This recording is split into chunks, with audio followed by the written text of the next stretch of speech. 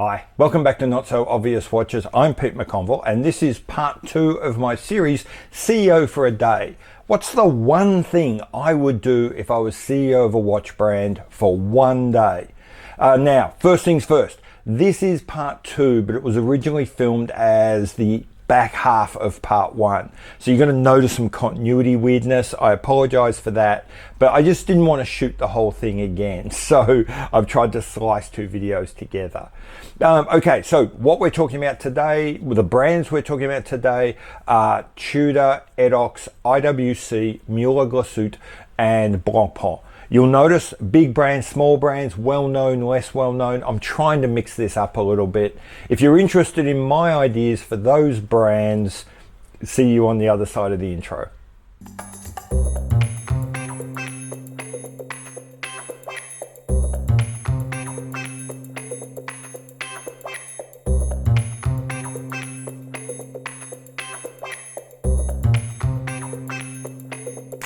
Okay, stepping back up to a big brand, now let's talk about Tudor. What would I do if I was CEO of Tudor tomorrow? I would announce the expansion of the Perregaux line to essentially mirror everything that's going on with the Black Bay. So I'd be looking at chronographs, GMTs, all sorts of things, as I said, to basically mirror what's going on in the 58 line. The vision would be in the long run a more rounded company that has more than one sort of string to its bow, but also that gives you a really nice balance between the Black Bay line, which is quite clearly looking back in time and bringing forward old ideas about watches. And at the same time though, having the Perregaux line looking forward, looking for new materials, new ways of doing things, new and exciting prospects moving forward. Perhaps even finding a home for things that were in the North Flag that people loved in that Perregaux line. I think a Black Bay and a Perregaux line, old and new, backwards, forwards, is a really well-balanced collection that would A, do really well for Tudor, and B, in the short term, I think it would sell well, but at the same time, it actually would start to portray you as a brand that isn't just sort of a single note, I've got one, string to my bow kind of thing.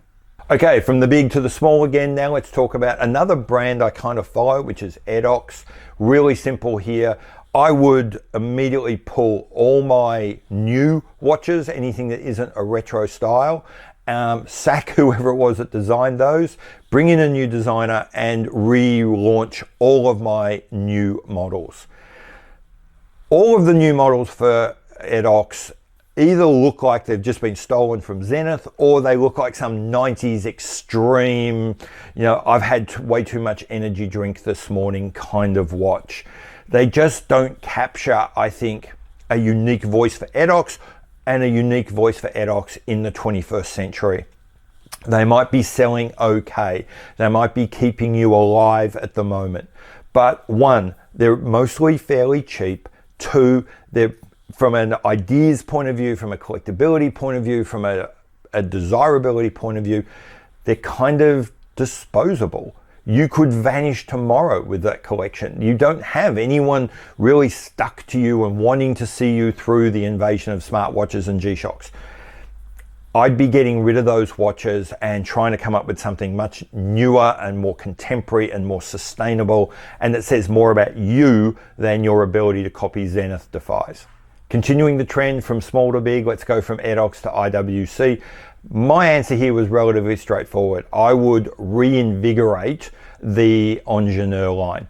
I think that's an iconic watch in the IWC world that can potentially do all sorts of amazing things for that company, and it's just languishing.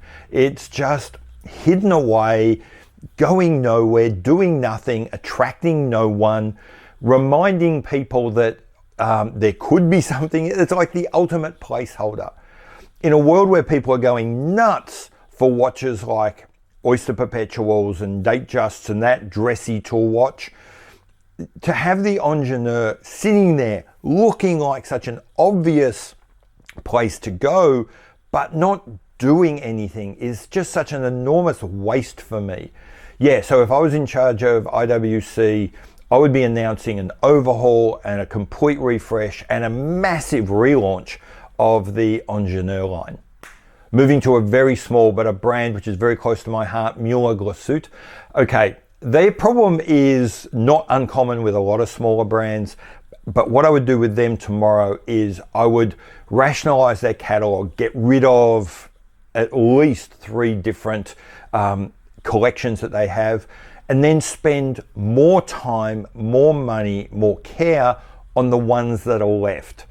I look at their collection and I see so many watches I kind of like but aren't quite there, and I can't help but feel that the resources they needed to take the SAR line or the Terrasport line, or pick whichever one you want, the 29er line, which I think is one of their stronger ones, that the resources they needed to take that just that little bit further got diluted and lost by taking another whole new collection and not quite taking that to completion either.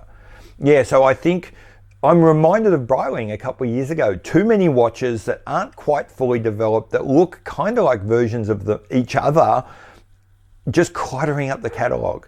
So yeah, Muhle Glashutte, get rid of some collections, take that money, put more money into what's left, more time into what's left, and just have better watches. Okay, so finish up today with Blancpain, a brand with so much history, so much recognition, so much fame, and so little performance. It's staggering that a brand which is so well known can just be so poorly performing when it comes to selling watches. And I think the problem with them is that they're so narrow. At the base, you've got one watch collection, which is the 50 Fathoms. And that collection is so iconic that your ability to play with it is really limited. It's always going to be a variation of what it is right now. And then from that, you escalate very quickly into haute horology watches, and watches which are great and which are fantastic, which are probably not being served because the base feeding them is simply too narrow. So what they need to do is expand that base, and what I would use is the newly released Air Command series. So what would I do tomorrow if I was in charge of Blockpot is I would announce a massive expansion of the Air Command series. At the moment, it's like 3 chronographs. I'd be looking at going for 3-handers, 4-hander GMT versions. I would be expanding the colors and the choices and the options within that, creating a whole new market, a whole new segment of people to come into your brand. I think lean on its aviation pilot sort of area. Look at what IWC has done in that space. They've shown that a pilot's watch is an excellent basis for a fairly broad, dressy tool watch chronograph kind of collection that would be a fantastic kind of complement to the 50 Fathoms. Within a few years, you could effectively double the number of that for you entry-level people. I mean, we're still talking $15,000, $20,000 watches, but you could double the number of people that are coming into your brand, double the number of people that are thinking of buying those more expensive Villeroys and haute horology pieces. That's what I would do if I was Blockpot tomorrow. Okay, so that was it. Those were my ideas for these 5 brands. Look forward to part 3. I'm going to talk about a bunch of other brands, but I'm really curious about you. What are your ideas for the 5 brands we spoke about today? What would you like to see done? I've been Pete McConville. This has been Not So Obvious. Please give this video a like and subscribe, and I'll see you later. Bye.